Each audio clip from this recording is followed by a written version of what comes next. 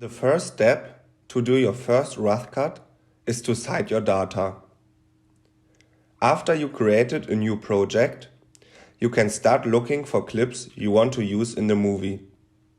As you can see in the left area of Final Cut, your clips are saved in the event where you uploaded them. Very important for the next step is to learn some shortcuts.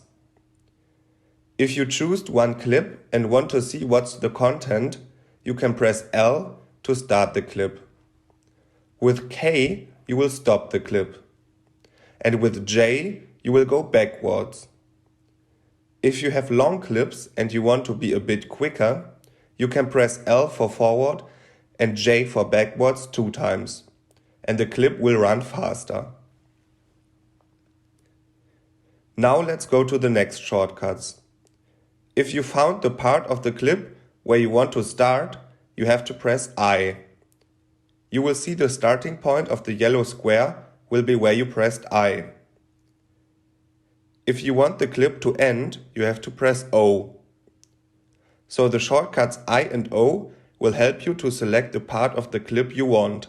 After you choose your first part of the clip, it's time to move it to the timeline. You can do this with the shortcut E. So if you want to create your movie, it's always repeating the same step.